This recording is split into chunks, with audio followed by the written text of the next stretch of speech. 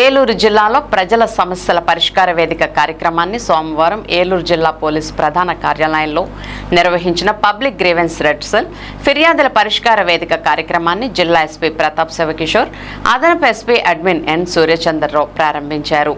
ఈ కార్యక్రమంలో ఫిర్యాదుల స్వీకరణలో పారదర్శకత పూర్తిగా పేపర్లెస్ పద్ధతిలో నిర్వహించబడింది. ప్రజలు తమ యొక్క విలువైన సమయాన్ని, డబ్బుని వృధా చేయకుండా నేరుగా తమ సమీప సబ్ డివిజన్, సర్కిల్ పోలీస్ అధికారులకు అందజేయవచ్చునని ఎస్పీ తెలిపారు. ఆన్లైన్ ద్వారా ఫిర్యాదులు చేయాలనుకునే వారు వెబ్సైట్ను ఉపయోగించుకోవచ్చునని సూచించారు. ఫిర్యాదుల స్థితిని తెలుసుకోవడానికి 1100 టోల్ ఫ్రీ నంబర్ను సంప్రదించవచ్చునని తెలియజేశారు.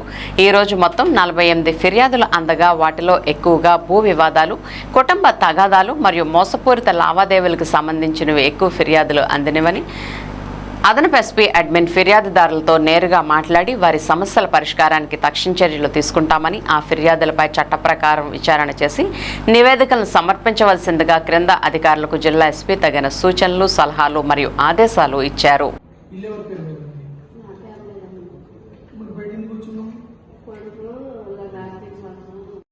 ఇంకో ఇల్లు కట్టుకున్నాడు, రీసెంట్గా 5-6 సంవత్సరాలు ఇల్లు కట్టుకుని ఆ కుర్రోడు అక్కడి నుంచి తోలైతే అక్కడ నరికేసాడు. నాకు ఉండలేని ఇప్పుడు వెనకాల గొడవ పిల్లలు పుట్టారు సార్. ఆయనకి రీసెంట్గా 7 ఏళ్ళు తల్లిదండ్రులు పట్టించుకోలేదండి. తల్లిదండ్రులు డబ్బులు అయితే మాకు ఉన్న డబ్బులు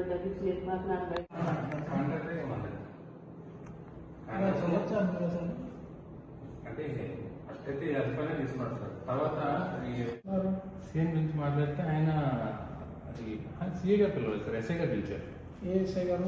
మన కలిసి ఎస్ఐ తీసుకుంటారు కానీ ఎప్పుడు ప్రతి నెల కదా రెగ్యులర్గా వెళ్ళినప్పుడు వాళ్ళ వైఫ్ అకౌంట్ ట్రాన్స్ఫర్ చేసుకుంటారు సార్. తెలియదు ఇంతకుముందు ఆ అకౌంట్లోనే డబ్బులు ఉండేవి. కట్టిన తర్వాత కూడా దాన్ని సరిపోలేదు కదా లోన్. 2,30,000 నేను తీసుకున్నది. అందులో ఆయన భార్య ఉంది, ఫస్ట్ సూచి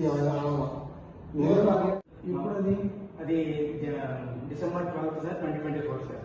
మరి అప్పుడు పోలీస్ కి అవును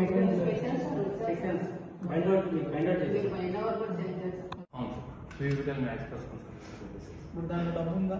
ఉంది సార్. మరి కేసు ఉందా? మీరు కేసు కొట్టేశారా? ఉంది సార్, కేసు ఉంది సార్. ఇప్పుడు ఈ కేసు పోతే ఎక్స్ట్రా అమౌంట్ అడుగుతున్నమాట. డబ్బులు తీసుకునేటప్పుడు ఎందుకు ఇచ్చారా ఆయన? రోడ్ ఎందుకు బెదిరించారు సార్. ఇప్పుడు మిస్మ్యాచ్ అవ్వడం కరెక్టేనా? ఫోన్ పే స్టేట్మెంట్ కావాలి సార్. ఫోన్ పే స్టేట్మెంట్ వస్తే తేవాలి సార్. ఫోన్ పేలో తేడా. ఫోన్ పేలో తేడా ఏంటి? Phone pay amount bank account రావాలి సార్. నా దగ్గర ఏమో వాకచర్ల పార్వతి అని ఒక ఆమె వచ్చారు కంప్లైంట్ పెట్టుకుని. వాళ్ళు ఇంతకు ముందు ఏదో ఒక కేసు ఉంది, మీ మీద ఏం కేసు పెట్టారు? 228/25 మీ మీదేనా? ఫోన్ పే ఎవరికి ఉంది? సెక్రటరీ ఇది మీ గోల్డ్ సంరక్షణ నుంచి ఫోన్ పేతో డబ్బులు బయటకు పంపించా? మనం బయట ఫోన్ పే అకౌంట్లో తేడా వచ్చింది. మరి ఎలా వచ్చింది సార్? మీరు చేయలేదు, మరి ఎవరు చేశారు? ఫోన్ పే అకౌంట్ చెక్ వస్తే దానికి లేదు సార్. ఎక్కడికి వెళ్ళింది, ఎలా ఉంది? ఫోన్ పే రాలేదా? మరి అదే ఎవరైనా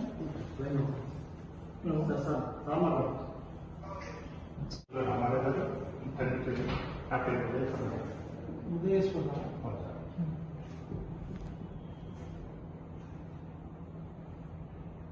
3 లక్షలు అప్పించారా?